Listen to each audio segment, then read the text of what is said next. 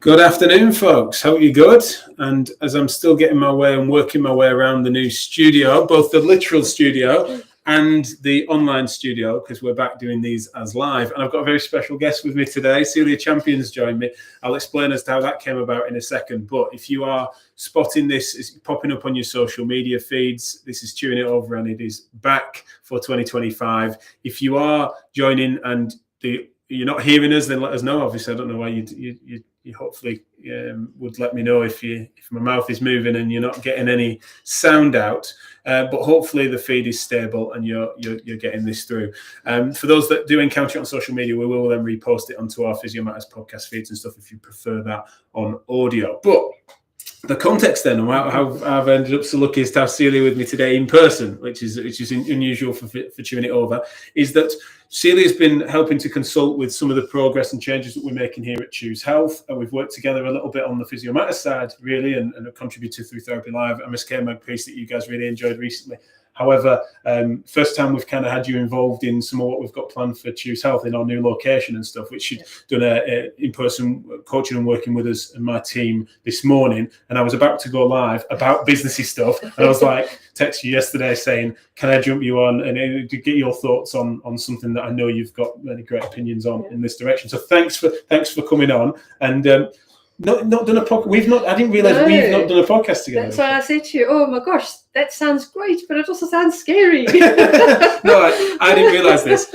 Because we've worked with Celia before, Therapy Live webinars, MSK Mag pieces and stuff like that, I just totally underestimated. Often it starts with a Chewing It Over or a podcast and then goes to there. We've not done one before, which is crazy. So thanks a lot. I'm glad we were able to get this together. Yeah.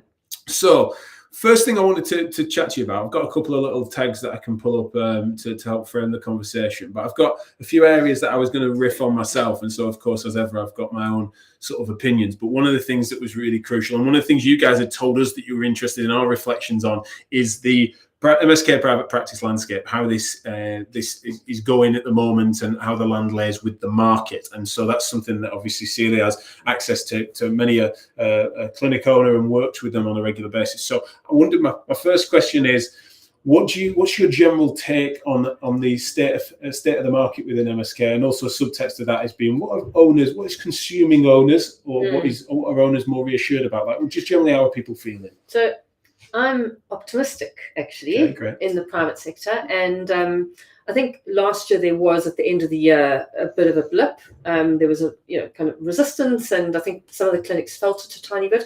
However, I think sometimes it was a feeling more than reality as well. Okay. So I think that there was a lot of not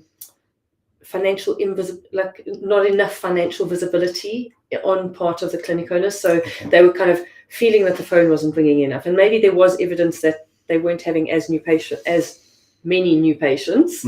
But actually, when you looked at the overall performance of the clinic, they were actually still doing okay. Gotcha. So I think maybe the challenges are still, and have been for ages, are recruitment.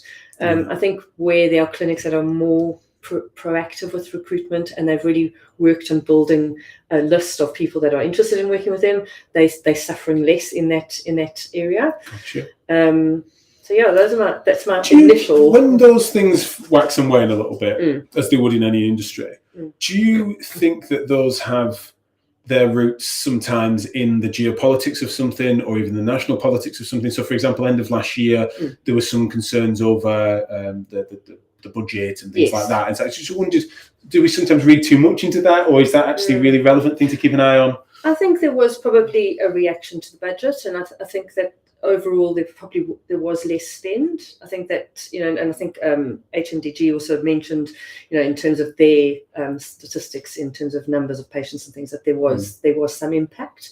But I think that feels like it's settled down now as well. Okay. And I think that if you have been running your business and you've been, really looking at your numbers and being proactive with that, then you'd be able to react to that quicker. Yeah. And have, you'd be able to think about new ideas. Whereas I think if you're caught where suddenly you've just had a drop of new patients, but you haven't been looking at the retention of your patients, you haven't been following up cancellations, you haven't been doing all that stuff that just keeps that up and down pattern Yeah. closer together.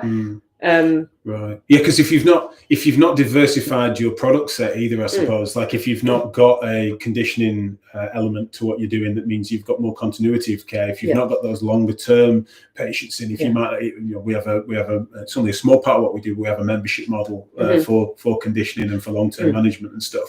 Then those are going to be make you more resistant to those the winds of change that are obviously outside of your control. So no, that makes sense. What are the things that this time last year folk were worrying about that they are more assured on and reassured on this year, or vice versa? Are there things that we were able to be a bit more complacent about last year that actually is a more contemporary problem? Okay, so I think for me, I've noticed that recruitment has got easier over a period of a year. So I think better. a bit better, yeah, not amazing. Yeah, sure. And I do think that the cost of living has impacted. I think that's something that's been more worrying this year than last year. And like costs rising, obviously if you're employing people and you've got your increase in NI and there's like all those kind of things that are impacting, that have got more of an impact now than I think they did a year ago, let's say. So in terms of the recruitment thing's interesting because it's a relative improvement, isn't it? So it's still a real obvious pain point in our industry. Yeah. From your side of it, because you'll be in a really good position to be quite agnostic of like, well, clinical quality and stuff. I wouldn't know, but obviously if you need bodies, you need bodies. And so when do you feel like it's that people are getting more comfortable with the quality of clinician of which they feel they can attract into private practice, or is it just that there might still be concerns over exactly who, but there are more numbers for, and all they're looking for then is trainability? I think that there are more people coming into the private sector now. Okay. So I think I think it's more numbers. I'm still very much hire for attitude and train for skill. Like, you could have someone with a really good clinical record and like their CV is amazing, and you think, well, I'm so desperate for this, I just need to fill this position. And probably 3 to 6 months down the line, you're going to be saying, I think I made a bit of a mistake. So yes, of course, because it's one of the things that I was just partly what was under my question was thinking that recruitment could be as an immediate pressure might be alleviated by the fact that there might be more new graduates in the market, or there might be more foreign labour into the market as well, which of course has a variation in quality, but generally speaking might mean that they're not all fair with the UK system, might not be all fair with UK private practice. Therefore, that would solve a quantity problem, but we still might have that quality issue. I've definitely over the last 6 to 12 months seen a lot more people coming out of the NHS into private practice, or even coming into a bit of a hybrid system where they're still doing some NHS work, but they're actually coming into private practice as well. And the other thing that I've noticed coming into private practice is the younger generation coming in earlier than they might have before. So I think I put it in one of my LinkedIn posts this week. I actually now have some clients that are younger than my 2 daughters who are in their 20s. And it's like kind of, when you see that this is a person opening a private physio clinic and he's younger than my youngest daughter. So that means he's just under 26, but still. Sure, no, I get it. Those sorts of things, it takes for those to happen for you to have to reflect on your own sort of position. I do think that there's more movement from the NHS to private practice, whereas before I think COVID times I think there was a lot of resistance because people were like wanted that job security and but then there was a point where actually I want more, I want to enjoy my job more, and I want to have more leeway in terms of what I can do, so therefore is private better for me. But then there's that pull of I've got a good pension, comes in waves, doesn't it? So it's a really good point, actually, because then the pandemic writ large, or the fact that a pandemic could shut the economy down as it did and disrupt us as much as it did, means that then people be thinking, wow, there's something to be said for security. But as that acute issue alleviates, it also means that sometimes the time at home made people realise that they wanted more flexibility that you might be able to find and carve out through your own market value for your labour in private practice. That's exactly what I see. I think that's where maybe that's why the younger generation, why people are coming into private practice at a younger age point than they might have previously, because that kind of work-life balance and well-being and just mental health and all of that is so super important. Gotcha. So on that, and it speaks to my next sort of category, but it blurs us there naturally. There are unique challenges to, especially someone that's, let's say, someone 15 years within the NHS in an MSK department that's then wanted to come into private practice, particularly as, let's say, as an associate that does a bit of both for a time, or even they might jump ship and go for it, and it seems like a like for like. What are some of the challenges that they face, and what challenges that owners face in managing that transition? Yeah. So I suppose, I mean, one of my phrases that I use as a money mindset is that I think when you're transitioning from the NHS, it's really difficult to then start thinking about, I need to look at my pricing structure, I need to charge for my services, because you haven't essentially had to charge. Yes, we are paying for the NHS services in some form. Absolutely. However, it's not at the point of delivery. Yeah. So you as a physio are not taking that money. Yeah. So I think that there's a danger that coming out from the NHS into private practice, that you're automatically worrying about the spend that the patient's going to have to fork out for them to get your service, and therefore potentially end up under-treating the patient because you're worried about them spending their money. And to me, under-treating a patient is as bad as over-treating a patient, because you're actually wasting their money in that sense anyway. But I think I recognize that that's a really difficult thing to overcome. And even seasoned practitioners, I had a practitioner not so long ago who has worked with me for years, and she's heard me harp on about, like, don't worry about the money side of things. You're the clinician, give your patient the expert opinion. And her patient needed a knee brace, and he asked her which knee brace he should get. And she recommended one, and he said, is that the best one? And she kind of backpedaled and, oh, well, actually, there is this other one, and this other one cost a few £100 more, but he took that one. And she immediately got hold of me, and she said, you know what? She spotted herself. I spotted myself, but too late. Right. So I think that can be a challenge. And then obviously with the cost of living crisis now, that's again going to probably play on clinicians' minds. But I think we've just got to recognize that you're not the financial expert. And so the patient has come to you for your expert advice. And if you believe that the patient needs a certain course of care to get them back to doing what they love, that's the recommendation they need. And as I've admitted to you before, you are my favourite person in various different spaces of this, but particularly when it comes to the way in which you really deftly tackle this problem and help people with it. And there's an MSK Mag article I can't help but plug on this by Celia, which was really well received.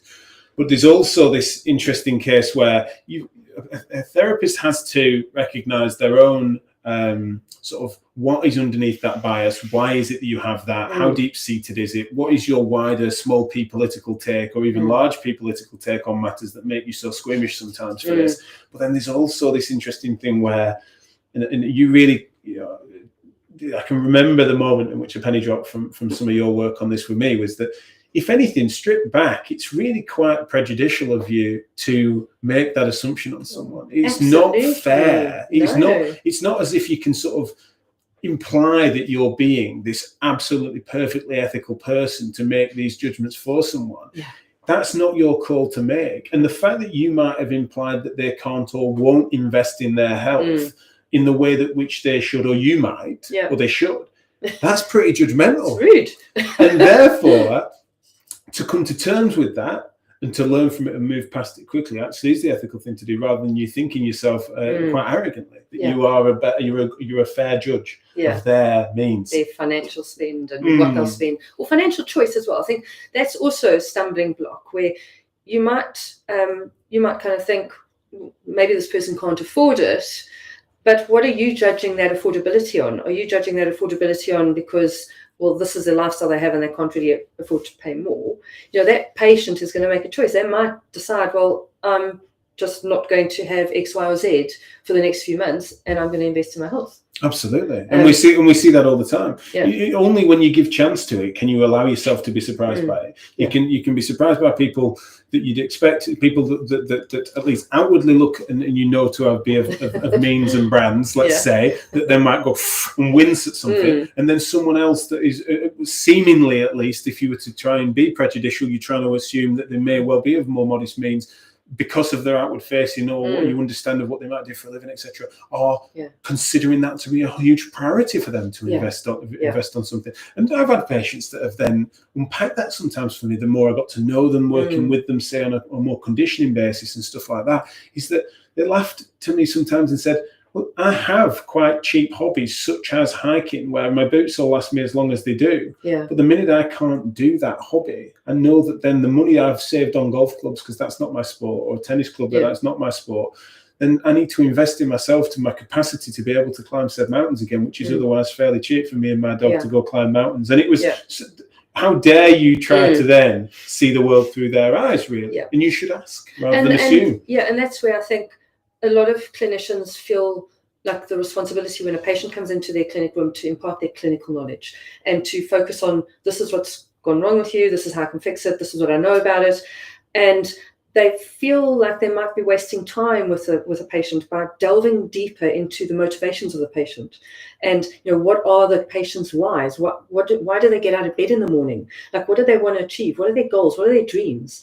And I think sometimes clinicians feel like they can't take that time, but I think that is so valuable that you're taking that time to understand, because then when you're delivering your best treatment recommendation for that patient, you're delivering it because you want to get that patient back to where they want to get to, and so it will come across. And the patient then there's no, if you're delivering saying, I think you need 6 treatments, or you could do with 8, the patient's going to get confused by that delivery. Whereas if you're saying, look, this is where you are, this is where you want to get to, this is in my best recommendation, this is what you need, and the patient's right, well, okay, when do we start? Absolutely, yeah. And also, there's something healthy about checking yourself on your own biases for that and understanding what is underneath your reasoning for emerging that plan, and not be naive enough to think that you can't be pushed around sometimes by your own judgments. But sometimes people overcompensate for the fact that it's not fair.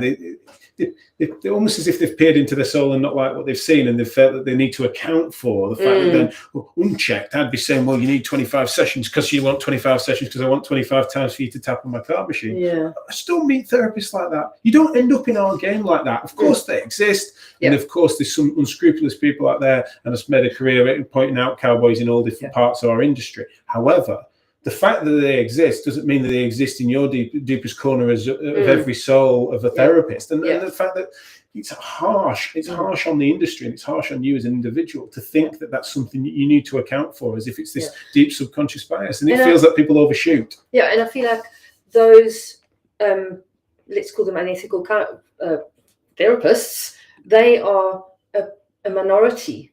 And so don't let the tail wag the dog.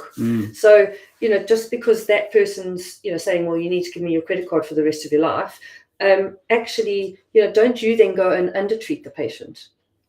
Yeah. And so I had worked with a clinic where they had a really high reschedule rate. And when we started looking into it, the reason why they had this really high reschedule rate was because they didn't want to come across as a pushy clinic. And so what they were doing is they're saying to the patient, look, we think you need 3 to 6 treatments, whatever they believed each individual patient needed, and then let's get you booked in the diary. But then they'd say, if you need to reschedule, just ring the clinic. And when I asked them, so why do you recommend the course of care with the intervals, etc., they had a clinical answer for me. It was in best interest of the patient to see me once a week or twice a week or whatever it was. So then I was like, so why is it okay for them to reschedule then? You're allowing them to compromise their care. Do they realise they're doing that? And you're allowing them to compromise their care. And suddenly it was like, oh my goodness me, I can't believe you're doing that. Their reschedule rate dropped. It just plummeted. And their patient outcomes increased. And one of the things that was interesting for us in almost what you're describing there, we got by proxy by going to prepayment on things, was that we realised that clinicians, and even myself, I found myself, you explain more thoroughly what to expect next time and why, and why in 4 weeks rather than 2 weeks, rather than 6 weeks, because in part you're saying this is what you're paying for next time. You're prepaying for that session. Yep. And that, particularly as it gets towards end stage care, when it gets to they've broken the back of this, it's moving in the right direction. But you want the reasons for that next review is because we want to see this home, and we also want you to understand what it looks like to then get back in the gym, or in this case, when we do a lot of functional rehab, where it's like, well, bring your walking bits for that session, because we're going to do some intervals, or your football boots in this case, where we are in our facility.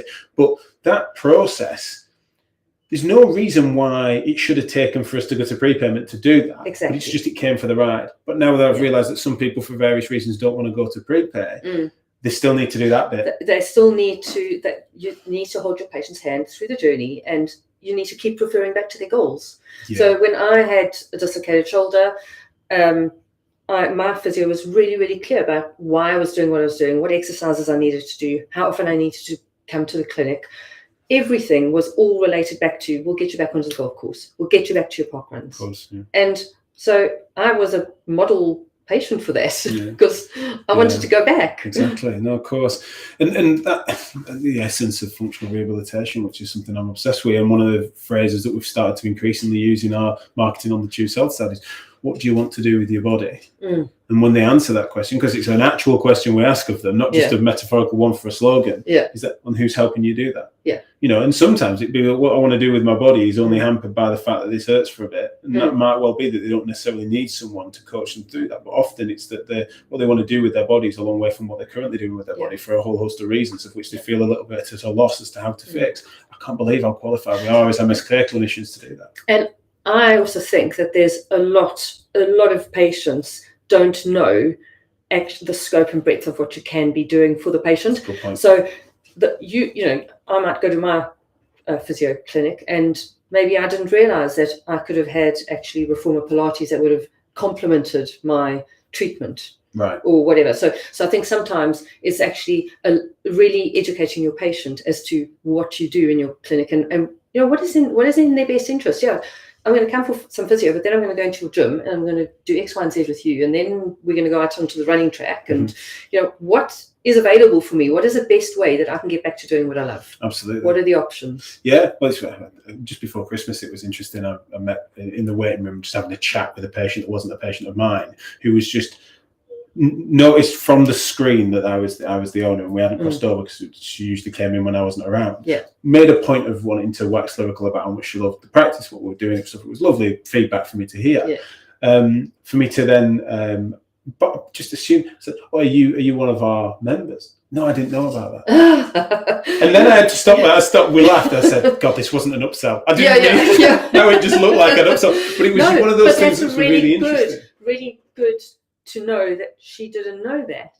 And so how many other patients do you have that don't know of that availability? And that's the thing. You obviously chatted and laughed with the clinician then, that there was like, didn't realise just how much of a fan she was. Didn't realise that was necessarily and horizon broadened. It was an easy lesson to learn. But obviously I had to then make sure that it didn't look like a really cringy upsell, as if I was there on purpose. But anyway, it worked out. One of the reasons for my question, particularly around money mindset and what I put there, how it's affecting an increasingly mixed economy. We've already then just talked about almost a mixed recruitment economy, where people are often splitting their roles and stuff even more so. It's been a typical thing, but it's often been a typical thing where a couple of evenings and maybe a weekend morning. Whereas now increasingly people have got this real joint role across public and private healthcare. But we're also noticing that then there's more political talk of contracted work. There's going to be practices that are going to need to reflect on whether or not they then go in for that work and things like that. Do you think that the time is now for people to really, if they haven't already, grapple with their own money mindset and what's underneath it? Or are there any other tips and tricks that you have for how people need to get ahead of this? Because it's not going anywhere. The blurring of lines is going to occur, in my opinion. Yeah, I mean, honestly, I just think keep it super simple and just keep at the heart of why you do what you do. And yes, I think when you start doing that, so like one of the things that I do with all my clinic owners that I work with is we really get to grips, and we've done this with you as well, is what is your purpose? Why is this business in existence? Why does everybody turn up at work every day? And if you all keep that at the heart of it, and you are checking your decisions, you're checking your conversations against that, then your money mindset starts alleviating. And then you need to do more work. If you kind of think, I've always thought it's hard to earn money, then we've got to you've got to start undoing that belief, that deep set belief, and start replacing those beliefs. You might have grown up with your parents saying, "Oh, money doesn't grow on trees," so you think that's really hard. People might struggle, so therefore I must kind of recommend fewer treatments. So I think it is really important to get to grips with it, but I think it's also really important recognizing that you might slip up with it. Like my client Sam, she got in touch with me and she said, "Oh my goodness me, I've listened to you for 15 years and I should have known better. I know, and I do know better, and generally I'm absolutely fine with my recommendations, and here I slipped up with the knee brace."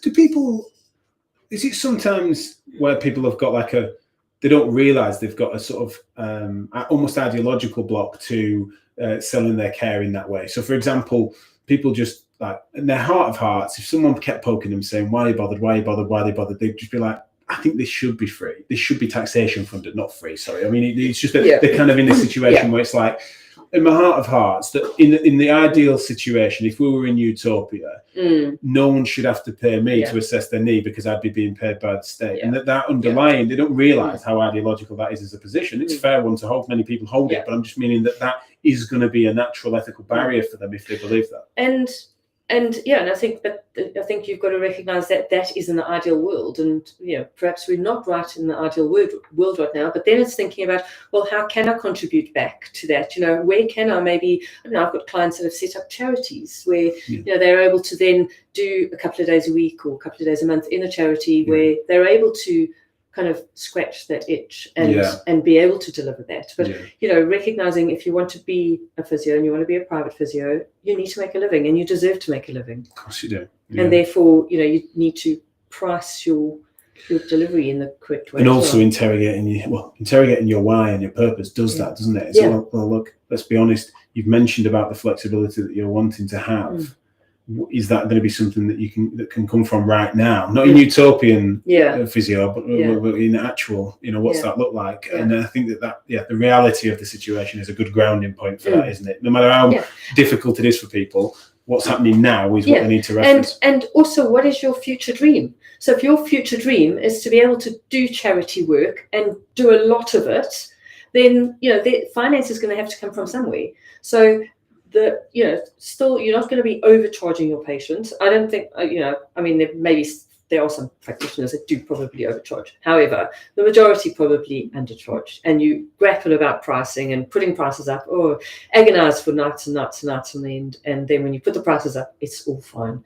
So I think it's really reflecting the value in your pricing. What value are you giving, and therefore it deserves the pricing that it has. So coming to terms with that, so that it can deliver whatever your dreams are in the long term. If that is, if charitable work, or that people can get free treatment, if that is in your dream, then exactly what is it trying to fund? People don't always realise that by their own logic, they can't feel any guilt associated to that unless they're trying to fund it. It's like I don't use this analogy that often, but mentee of mine from a few years ago and stuff that was kind of really finding these sorts of things challenging. Wasn't local and stuff, wasn't working in here, but it was just that I was working with them through some of this. They wanted to diversify their work. They knew that they wanted to do a couple of evenings privately and stuff. They were grappling with this. It was really interesting, really deep philosophical chats about stuff. I probably wasn't good at oversimplifying it because I was indulging some of the interest that I have, and they were fine with that. But what I said is, what are you going to do with that money? And he reeled off all sorts of stuff, including charitable donations and stuff like that, and all sorts of other things that I knew that they did. It was like dog shelter work and all sorts of stuff. I said, so you do realise that is relevantly different to if you were making this money and putting your prices up and pursuing this market economy in order to give heroin to children. So you could afford to go to street court. Again, silly example, but like extreme example of like, that's where the ethical issue is, not in the money. It's what you do with the money, and what you're aspiring to do with the money is relevant in this story. And I also think we've got to remember. So mostly I suppose I've picked up a lot in like the neurophysio and children's physio, where the NHS and private physios work together sometimes on cases, and there's often quite a lot of kind of uncomfortableness with it, where the NHS physio feels it's outrageous that the private physio is charging what they're charging. And I always remind my clients, I say, that NHS physio is getting a salary. You know, they are being paid. Likely higher pension. And they might even be earning more than you are every year. Absolutely. So, you know, that's just, it really frustrates me that there's that knocking of heads, and I just wish that they could just work together more like that. I think it's funny because there are, not all, absolutely not all, but there's some public sector workers that they've convinced themselves for all sorts of reasons, I think that are complex psychological ones, that they're doing the Lord's work and that they're charity workers, and that somehow then to otherwise is not good. But also there's people that just fail to comprehend what it takes to run a business, and they therefore think, if you're charging £100 an hour, you're pocketing £100 an hour. It's like an economic illiteracy that is just you can't reason with that in a way. It's just that's so ignorant. And that a clinician's hourly rate or take home is what they can see on a website, or what they know to be the family to be paying, and that therefore they feel all high and mighty about their own hourly rate is bizarre. And it's and for me that is a real shame. It exists, but it's ignorance, and we've got to move past that. Ideally, have that conversation, and it doesn't always have to be heated, and they might be open to learning. But sometimes there's again a deep ideological possession that can exist there where they feel it's smug. And I think for me it's actually just exactly having that conversation of saying, you know what, just move on from it. You're not going to be able to turn that around overnight. No, absolutely. And also is that worth your time? Especially if it is adversarial for whatever reason, then you want to make sure it's professional. But as a general rule, it's just like, don't get into the weeds. But that's, so I suppose going back to some of our topics, is that's where I see the challenge of transitioning from NHS to private, is that you're looking at the fee that you're charging and thinking, oh gosh, that's far too much. So I had a newish physio that's moved from NHS to private now, and her charge was way too low. And I had the conversation with her. That was my first session with her, and I said, you need to put your prices up, and you need to hike them up significantly. And it put the fear of God into her. However, she did it, and she had no comeback from the patients. And the patients also says, it's about time. I always thought that was a bit weird. I think she was looking at it saying, well, I wasn't earning that per hour in the NHS. And I'm like, but your business is costing you money. You've got no overheads. And also, that's what's interesting as well, is that you're no good to anyone burnt out and miserable, right? It's just this has to be feasible, and the sooner you can get onto someone like that, especially if they can do it when it's like, well, that was an introductory rate, we're now getting into it. And actually, that's another interesting trend that I've seen. So post-pandemic, I think there was a lot of focus on your work-life balance and your well-being, and I feel like the creep has come in again, and that I'm having lots of conversations. In fact, one of the conversations that has been asked to talk about on the HMDG platform is time management and getting things done, the non-clinical stuff done, and like kind of looking after yourself. And I think that's kind of slid back a little bit, right, from where we were also, oh wow, this is amazing,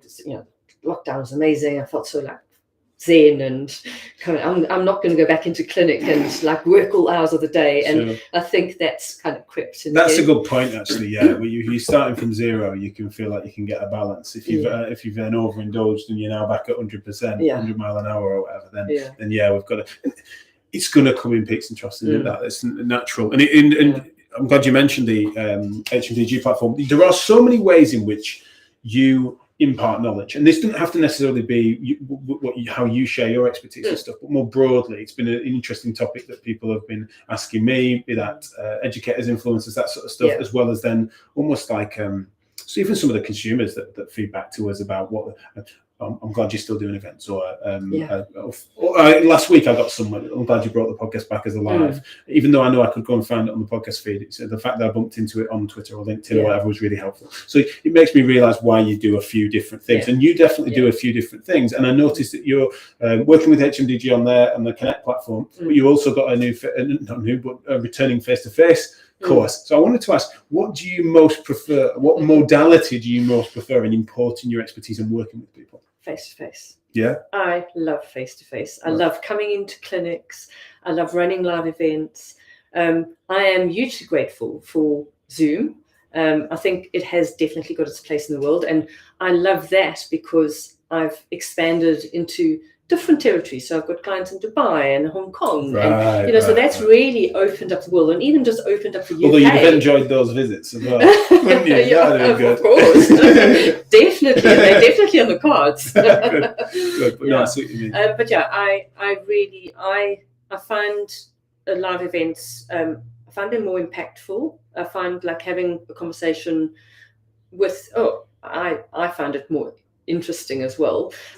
But not to knock Zoom, because I think, you can have a really focused conversation. So I do 3-hour strat sessions. I do a lot of them on Zoom, and we're sharing documents. We're able to get through probably more than when you have a 3-hour meeting face to face, because when you're 3-hour meeting face to face, you're just going to grab a cup of coffee and you have a bit of a chat. I mean, we have a bit of a chat on Zoom, but there's a little bit more noise. But so I do like a combination. But if you had to ask me what I prefer face to face. What I'm really probably, I've had business coaches say to me, I really should be going down this route. I should be doing a lot of recorded stuff that people can just buy on demand.